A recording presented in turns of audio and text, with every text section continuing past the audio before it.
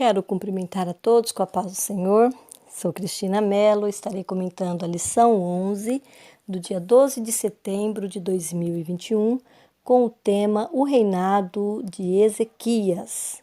No dia de ontem, eu já fiz a apresentação da lição com texto áureo, verdade prática, apresentação das leituras diárias e a leitura bíblica em classe, bem como o objetivo geral, que se relaciona a todo o assunto desta lição e os objetivos específicos que foram divididos aí nos tópicos. É muito importante que façamos esta leitura e também, junto a esta leitura, que deve ser completa, do capítulo 18 e 19, é muito importante também nós conferirmos os outros livros que vêm tratar aí desse rei Ezequias, segundo Crônicas, capítulo 29 a 32 e Isaías, capítulo 36 a 39, onde é uma repetição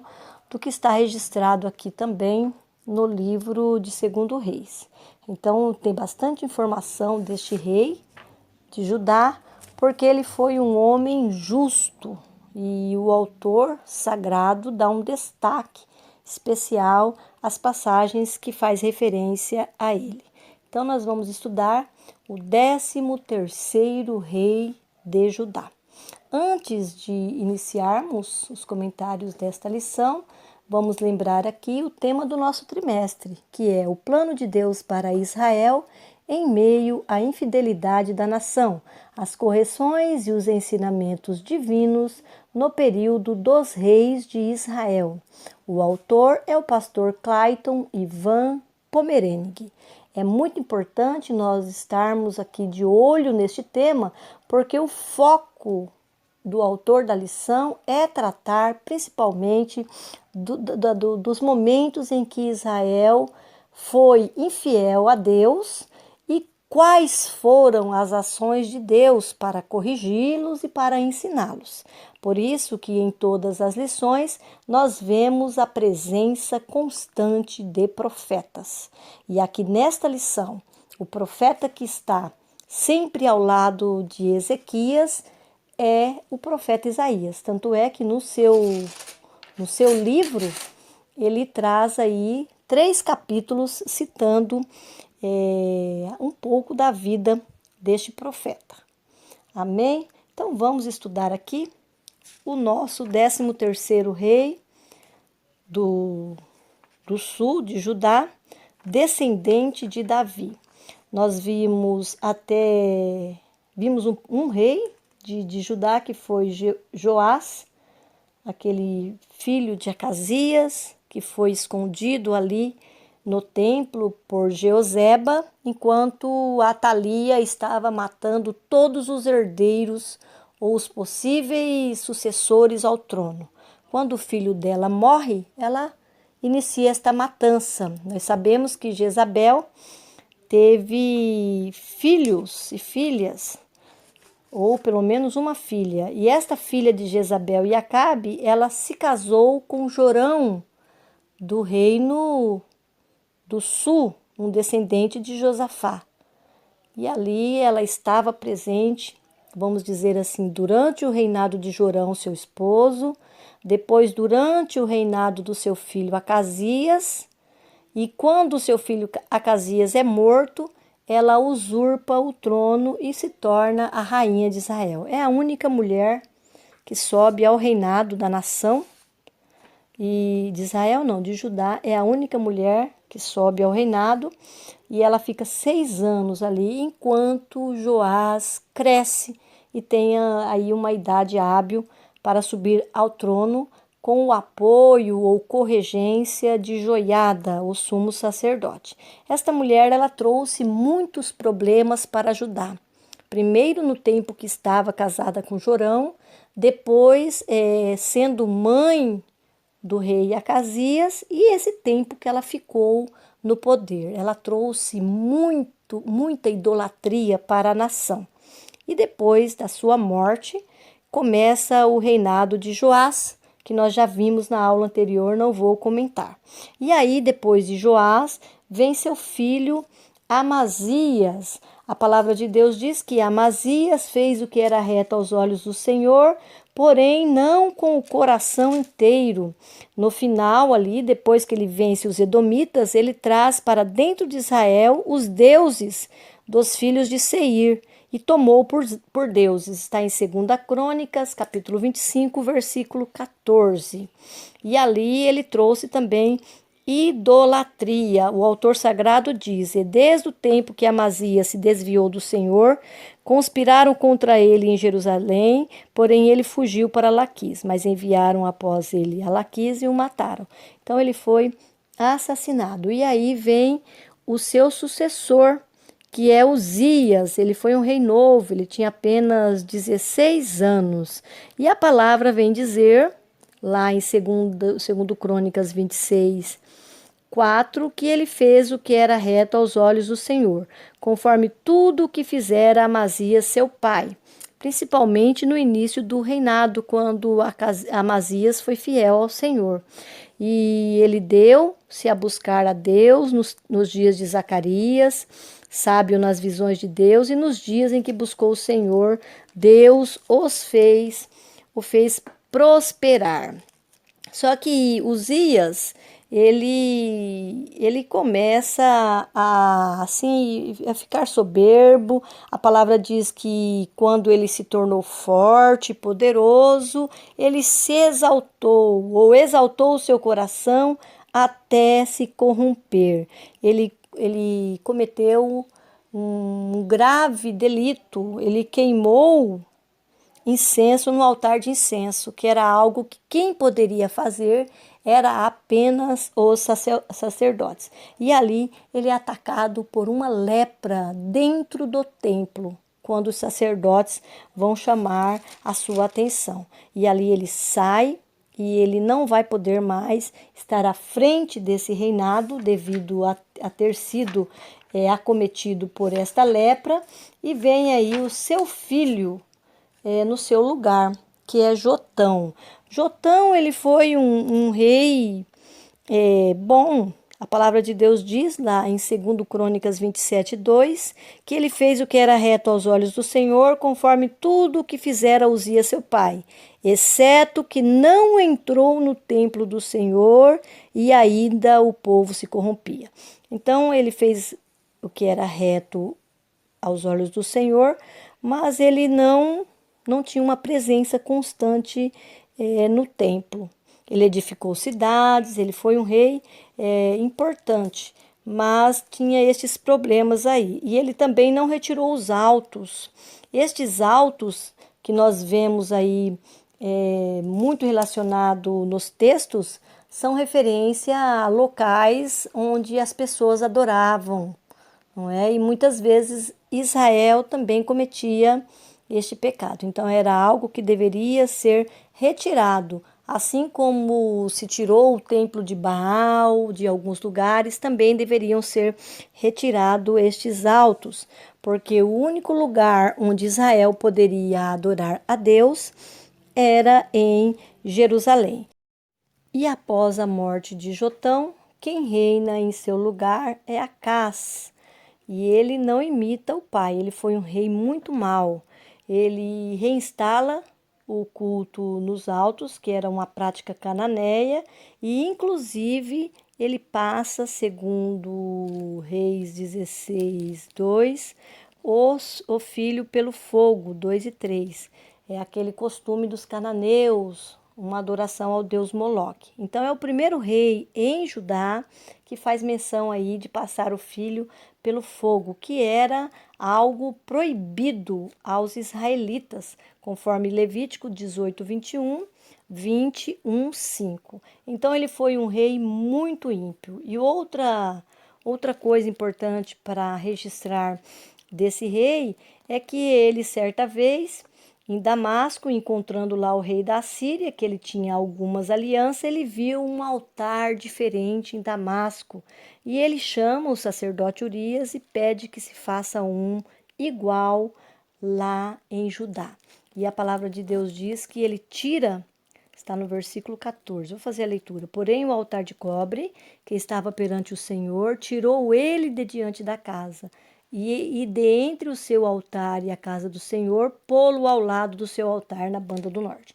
Então, ele coloca um outro altar ali, fazendo o que não era agradável ao Senhor, pecando. Ele é considerado um rei muito ímpio. E depois dele vem Ezequias, seu filho, não é?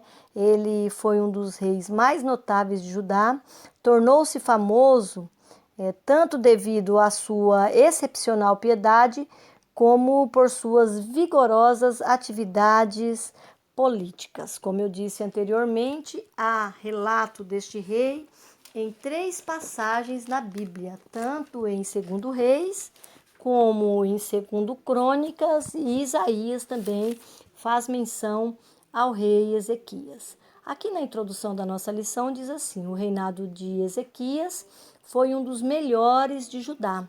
Seu governo foi reto, justo, honesto e agradável aos olhos do Senhor. Então vamos conhecer um pouquinho aqui desse rei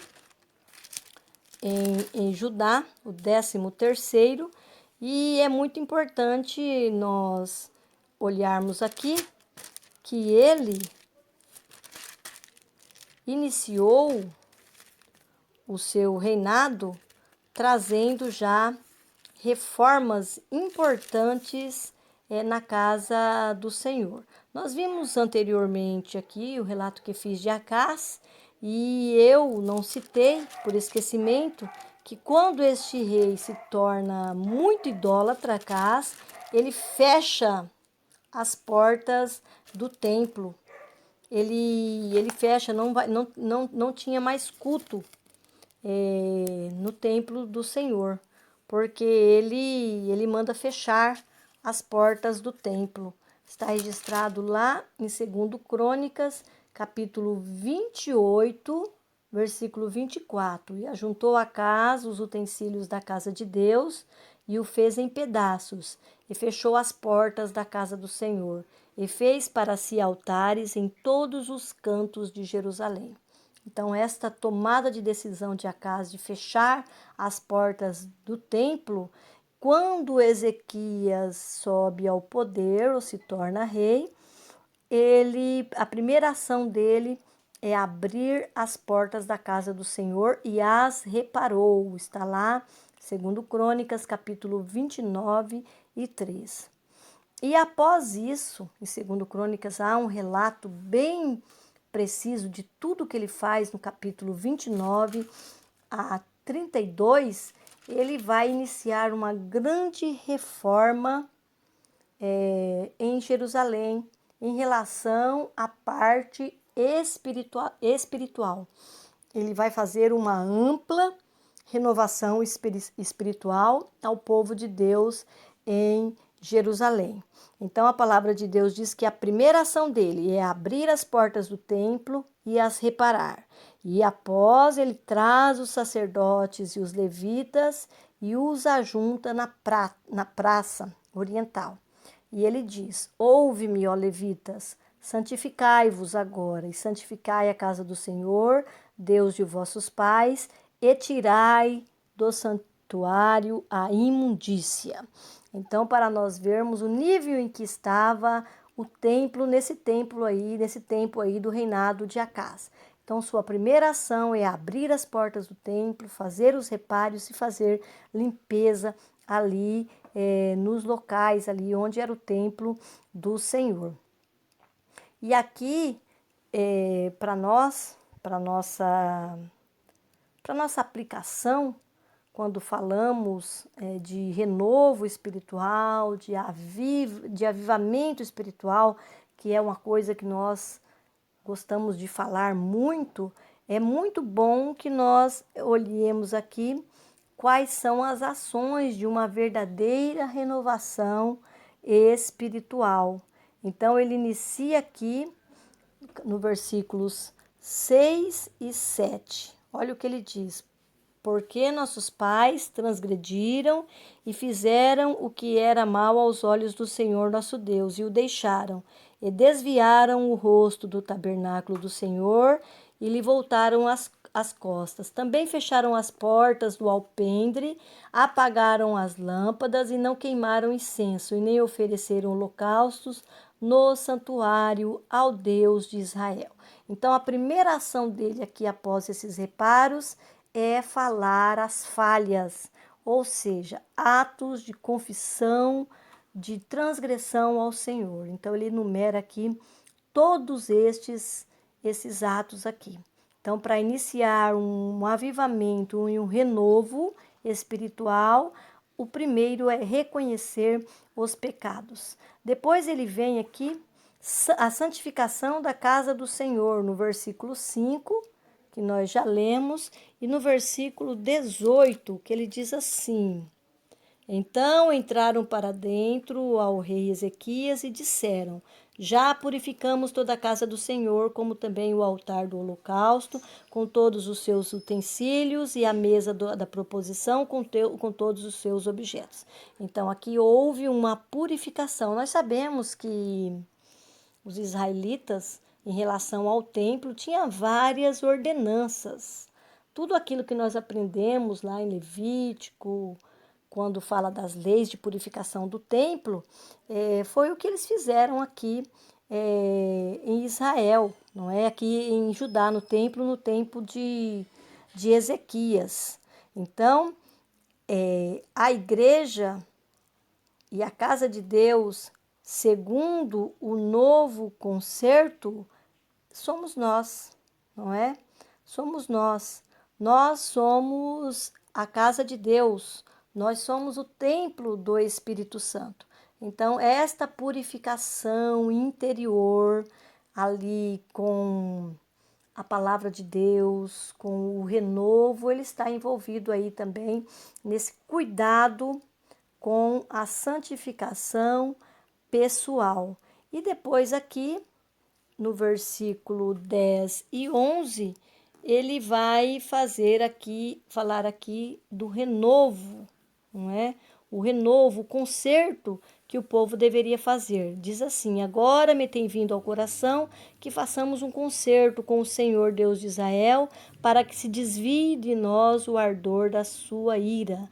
Agora, filhos meus, não sejais negligentes, pois o Senhor vos tem escolhido para estardes diante dele, para o servirdes e para serdes seus ministros e para queimardes incenso. Então, a segunda etapa, após a confissão, após a santificação pessoal, é a renovação de um concerto. É falar para o Senhor como será daqui por diante, após essa tomada de decisão.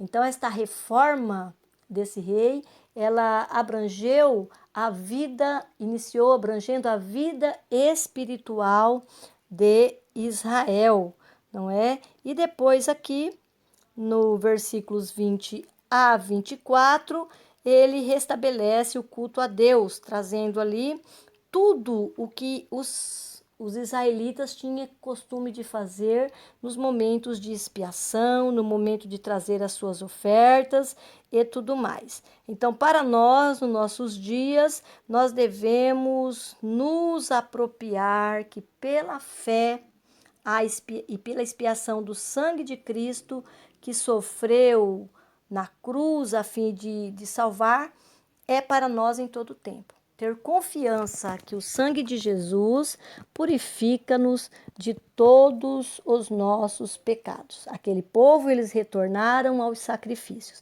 Para nós termos uma ideia do tanto que Israel estava em falha, eles haviam parado com todos estes costumes, que era algo já definido por Deus. Então, esta reforma espiritual abrangeu Israel no todo. E quando vamos ler a palavra de Deus, nós vamos entender aqui que a decadência de Israel nesse tempo todo estava tão grande que não tinha sacerdotes suficientes para fazer todo o trabalho. O povo, ele foi e iniciou ali o seu culto a Deus, levaram ali os seus sacrifícios. E a palavra de Deus diz que teve por necessidade que os levitas fazer o trabalho de alguns sacerdotes, porque eles não estavam de todos ali para fazer aquilo que deveria ali, que era o seu trabalho. E também aqui, ainda nesse tópico, o autor vem falar da adoração, que foi um momento tão grandioso do trabalho dos levitas que a congregação se prostrou quando cantavam os cânticos e as trombetas tocavam até o holocausto se acabar. Foi um grande avivamento no meio do reino de Judá. Toda a congregação se prostrou quando começaram a cantar os louvores, segundo Crônicas, capítulo 29, versículo 28. E no versículo 29 diz assim: e acabando de oferecer, o rei e todos quanto eles se acharam, prostraram-se e adoraram. Então foi coisa maravilhosa, não é? Porque eles louvaram, eles usaram ali, neste momento de reavivamento e de renovo espiritual, os louvores do tempo de Davi. Está lá no versículo 30. Então o rei Ezequias e os maiorais disseram aos levitas que louvassem ao Senhor com as palavras de Davi, de Asaf e o vidente. E louvaram com alegria e se inclinaram e adoraram. A palavra de Deus, quando faz referência a este rei, traz vários elogios à sua permanência no trono devido a todas estas decisões desse rei. Lá no capítulo ainda, voltando aqui em 2 Reis, capítulo 18, a palavra de Deus ainda fazendo referência a ele, diz assim, versículo 5, capítulo 18, versículos 5, 6 e 7. No Senhor Deus de Israel confiou, de maneira que depois dele não houve seu semelhante entre todos os reis de Judá, nem entre os que foram antes dele. Então, se fazer aqui uma comparação entre Ezequias e os anteriores e os que viriam, ele foi um dos reis que mais foram fiéis ao Senhor. No versículo 6 diz assim: porque se chegou ao Senhor, não se apartou após ele e guardou os mandamentos que o Senhor tinha dado a Moisés. No versículo 7, assim foi o Senhor com ele, para onde quer que saía, e se conduzia com prudência, e se revoltou contra o rei da Assíria, e não o serviu mais. Então, após esta reforma religiosa, vem tratar aqui quando ele para, não é? Ele decide não continuar pagando os impostos à Assíria. Nós vimos anteriormente que esta foi uma grande falha de Israel, depender de nações vizinhas, ou pedir ajuda de vizinhos, ou quando os inimigos vinham sobre ele, dar presentes ou pagar impostos, se tornando aí vassalos. Então nós vemos a prudência de Ezequias parando aí de servir principalmente a Assíria, que era uma grande nação daquela época. E ele foi um rei muito importante. Ali ainda na nossa lição, no finalzinho aqui do tópico 1, diz assim: além de toda a reforma, Ezequias também mandou celebrar a festa da Páscoa, que há muito tempo não se via. Todos foram convidados a participar, inclusive os da tribo do norte. Houve um grande ajuntamento de pessoas em Jerusalém. Veja que interessante, porque quando Ezequias está no poder, Israel ainda não havia ido ao cativeiro. Aqui nós vemos o rei de Judá convidando, através de cartas, o povo do norte a se ajuntar a eles para celebrarem a Páscoa. Está lá em 2 Crônicas, capítulo 30, versículo 1. Depois disso, Ezequias enviou mensageiros por todo Israel e Judá, e escreveu também cartas a Efraim e a Manassés, que viessem à casa do Senhor, a Jerusalém, para celebrarem a Páscoa ao Senhor, Deus de Israel. E este convite, tudo o que ele faz ali, diz a palavra de Deus que e foi isso reto aos olhos do rei e aos olhos de toda a congregação. E nós vemos que muitos desses israelitas lá do Reino do Norte riram dele, zombaram dele e não aceitaram o convite.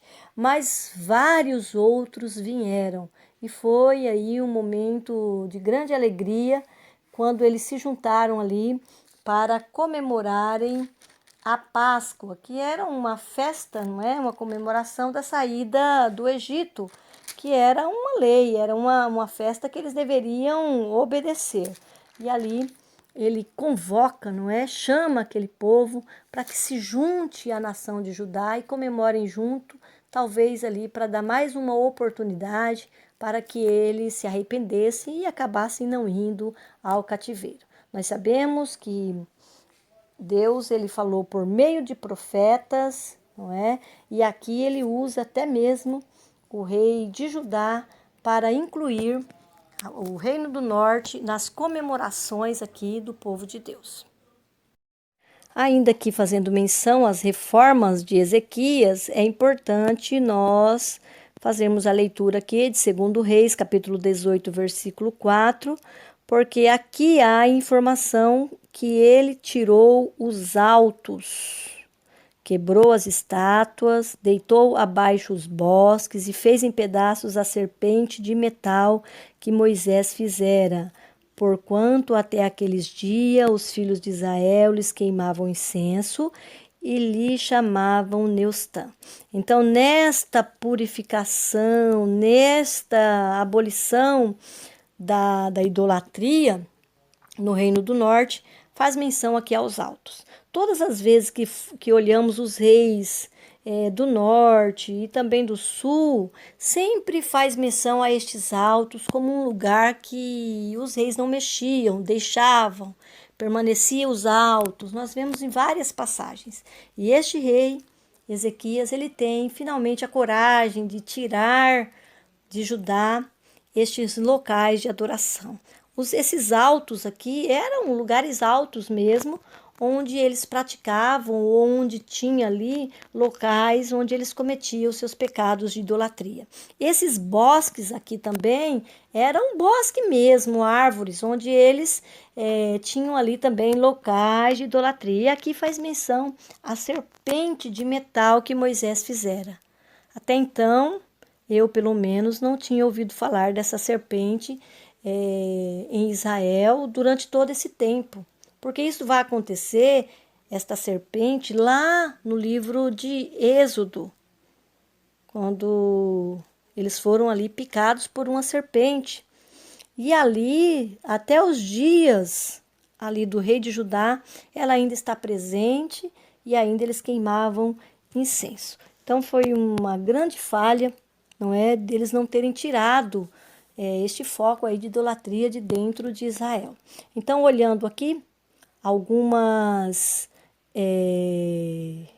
como que eu vou dizer, reformas, o que envolveu a reforma de Ezequias, nós vemos, ele remove todos os focos de idolatria e sincretismo em Judá, capítulo 18, versículos 1 e 4, e Ezequias também, ele confia em Deus e rebela-se contra a sucerania de Assíria adotada por seu pai. Eles não são mais vassalos da Assíria, conforme 18, 5 e 7, e ele também subjuga os filisteus, os antigos inimigos de Judá, capítulo 18, versículo 8. Então, após a reforma religiosa, ele inicia aí essas quebras de aliança com alguns povos, primeiro com a Síria e aqui também subjugando os filisteus. E também esta questão da tomada do Reino do Norte pelos assírios, ela também vem trazer aqui para esse Reino do Sul um grande contraste, não é? Uma grande vontade deste rei também de fazer diferente do que os reis do norte. Aqui ainda faz menção 18, versículo 9 e 10, quando Salmanaser leva o povo cativo para que deporta, né? Leva para outros lugares. Então faz menção a isso. Lá no versículo 11 diz: e o rei da Síria transportou Israel para a Assíria e os fez levar para Hale, para Harbor, junto ao rio Gozã e as cidades dos Medos. Então aqui faz aqui menção a esta tomada do Reino do Norte. E isso é um grande contraste com Judá, que neste momento está fazendo as suas grandiosas reformas, tanto espirituais, como também de poder de outros povos sobre Israel. E aqui no nosso tópico 2, nós vamos falar da invasão de Senaqueribe sobre Judá. Senaqueribe invade Judá. Então, inicia aqui com as ameaças. Nós sabemos que esta nação é uma nação muito poderosa. Na lição anterior, nós vimos aqui o poder bélico deste povo. Nós vimos também que eles eram, como que eu vou dizer, eles eram muito cruéis. Eu fiz ainda menção na minha aula de hoje, uma crueldade extrema com os povos que eles subjugavam, seus inimigos. O autor faz menção aqui que eles cortavam os lábios das pessoas, a língua, membros sexuais, orelha, nariz, e ainda por cima obrigava-os a trabalhar como escravo. Ele também faz menção a alguns métodos de matança muito cruéis, que os inimigos eram esfolados vivos, queimados e espetados numa estaca até ficarem totalmente exauridos. E este povo, eles espalhavam o terror por onde passava. Ele causava tanto medo que as pessoas às vezes não ofereciam resistência. Ou mandava presentes, mandava as riquezas do seu reino para que ele não invadisse, ou subjugava e eles tomavam posse das nações. Oséias capítulo 13, 16 faz menção ao poderio deles. Olha o que diz ali em relação ao reino do norte. Samaria virá a ser deserta, porque se rebelou contra o seu Deus. Cairão a espada, seus filhos serão despedaçados e as suas mulheres grávidas serão abertas ao meio. Então, eles eram povos poderosos que causavam muito medo nas pessoas, porque a notícia se espalha, não é? E aqui a palavra de Deus diz que ele quis invadir Judá. E ele envia o poderoso exército para cercar Jerusalém e também envia mensageiros para assustar o rei Ezequias e o povo, não é? Porque já Judá não estava mais sendo vassalo deles.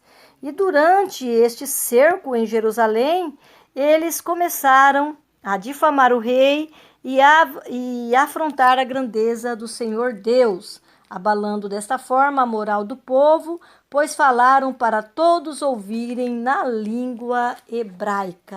Então, nesta passagem, nós estamos vendo Senaqueribe enviando aí os seus homens, os seus exércitos, para afrontar o povo de Judá e também o seu rei. Ele tinha a intenção de abalar a confiança do povo, abalar a legitimidade da fé deles e também trazer ameaças e mentiras para enganar o povo, não é? Nós sabemos que Judá, ela não tinha o poderio militar para fazer jus à Síria. E eles acreditavam naquela época, principalmente os pagãos, que os deuses das nações conquistadas pela Síria não os livraram como Deus poderia fazê-lo. Então, eles estavam trazendo ali para aquele povo que nada nem ninguém poderia impedir que eles tomassem a cidade ou a nação de Judá, não é? Mas o que eles não sabiam também é que eles estavam afrontando o único e verdadeiro Deus com estas palavras difamatórias, não é? Zombando do povo de Deus. Veja ali a fala de Rabsaque, que é o representante de Senaqueribe. Olha o que ele diz. Ora, dizei a Ezequias, assim diz o grande rei, o rei da Síria. Que confiança é esta em que confias? Lá no versículo 22 ele diz, no Senhor nosso Deus confiamos. Ele diz assim, se porém me disserdes, no Senhor nosso Deus confiamos, porventura não é este aqueles cujos altos e cujos altares Ezequias tirou, dizendo a Judá e a Jerusalém, perante este altar vos inclinareis em Jerusalém? Então está fazendo aqui menção até às reformas que Ezequias havia feito, como se agora eles não tivessem a quem recorrer. Uma afronta direta ao Deus de Israel. E ainda falando ao povo, aos representantes do rei que estava ali, ele diz, ora, pois, dá agora reféns ao meu senhor, o rei da Síria, e dar-te-ei 2.000 cavalos, se tu puderes dar cavaleiros por eles. Então, ele estava fazendo ali, querendo barganhar com aqueles representantes dos reis. E a palavra de Deus vem dizer que eles falam na língua hebraica, porque a preocupação daqueles servos do rei ali é que assustassem demais as pessoas. Ele até diz, ele pede que ele fale em siríaco, porque eles bem entendiam. E não fales em judaico aos ouvidos do povo que está acima do muro. Está lá no versículo 26.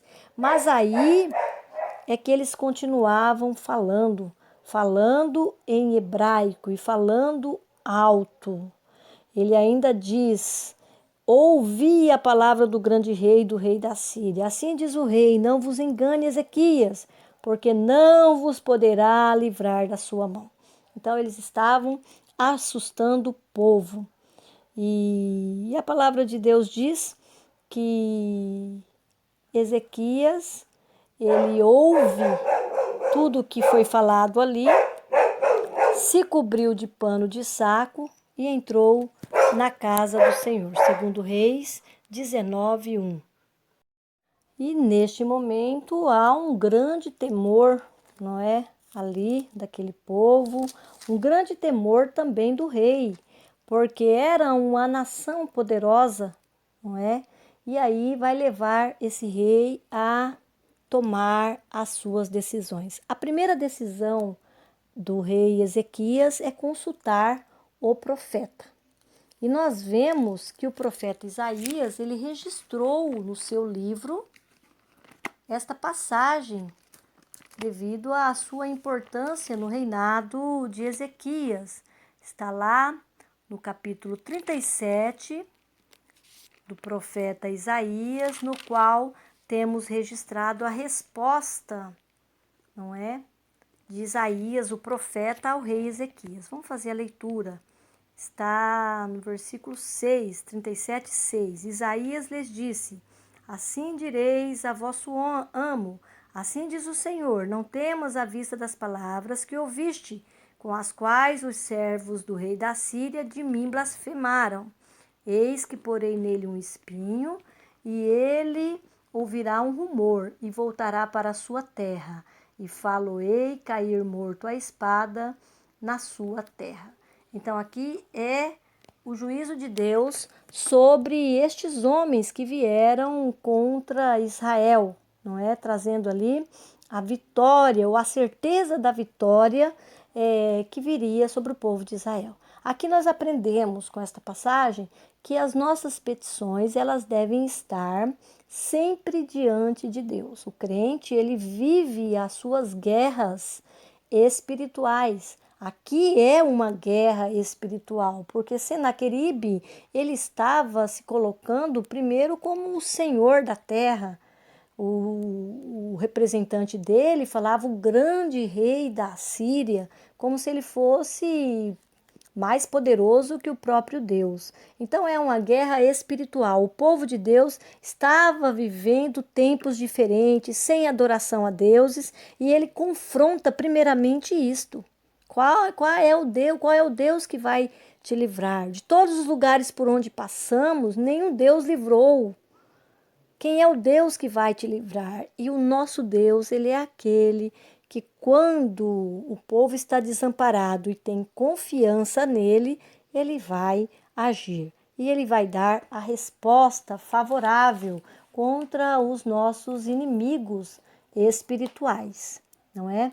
A palavra de Deus vai dizer no capítulo 3, a entrada de Ezequias ali no templo. O tópico 3 tem por título a oração do rei e o livramento do Senhor. Então ele vai orar ao Senhor. Ele busca o profeta e ele vai também ainda mais ali orar ao Senhor. A palavra de Deus registra assim: e aconteceu que Ezequias, tendo ouvido, rasgou as suas vestes e se cobriu de pano de saco e entrou na casa do Senhor. E é neste momento que vem a mensagem ali de Isaías, dizendo para ele não temer, que o Senhor ele viria em auxílio, não é? Nesta passagem aqui apresenta a oração de Ezequias, capítulo 19, versículo 5. Olha o que ele diz: Ó Senhor, Deus de Israel, que habitas entre os querubins, tu mesmo, só tu és Deus de todos os reinos da terra. Tu fizeste os céus e a terra. Inclina, Senhor, o teu ouvido e ouve. Abre, Senhor, os teus olhos e olha. E ouve as palavras de Senaqueribe, que ele enviou para afrontar o Deus vivo. Verdade é, ó Senhor, que os reis da Assíria assolaram as nações e as suas terras, e lançaram os seus deuses no fogo, porquanto deuses não eram, mas obra de mãos de homens, madeira de pedra, por isso os destruíram.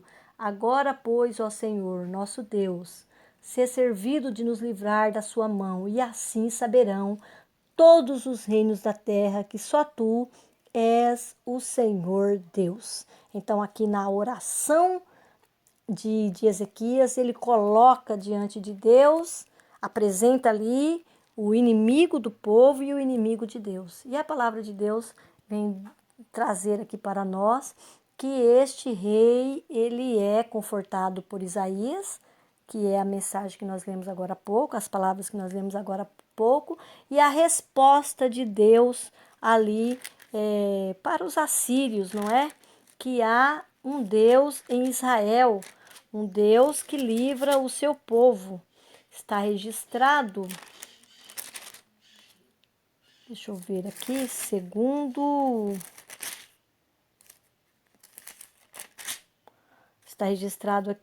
Reis, capítulo 19, versículos 35. Diz assim: Sucedeu, pois, que naquela mesma noite saiu o anjo do Senhor e feriu no arraial dos assírios a 185.000 deles.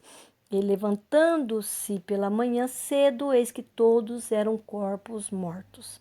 Então, um anjo do Senhor veio ali ao lugar onde eles estavam, se preparando talvez para guerrear, e ali todos aqueles homens foram mortos, 185.000 deles.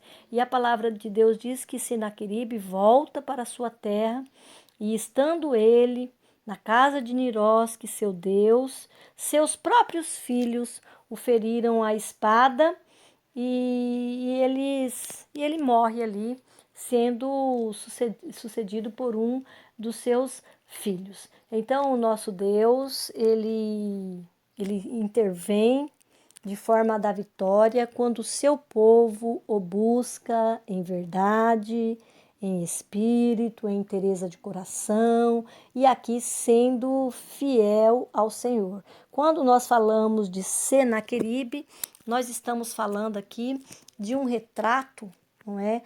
Também do inimigo de nossas almas, que traz as afrontas, as lutas espirituais nos quais devemos vencer, no nome de Jesus, mas que o Senhor também está neste negócio dando livramento, grande livramento. E ali é o fim desse rei, não é? O trágico fim dele, e mostrando que ninguém pode zombar ou afrontar a Deus, pois os seus servos, mesmo em desvantagem, têm enorme vantagem quando confiam nele. O autor diz aqui: o reinado de Ezequias foi muito diferente da maioria dos reis de Judá, especialmente durante a reação às ameaças de Senaqueribe e as reformas que ele fez no culto ao Senhor. Ezequias foi temente a Deus, confiou nele nos momentos de crise e deixou uma grande lição espiritual para todo crente.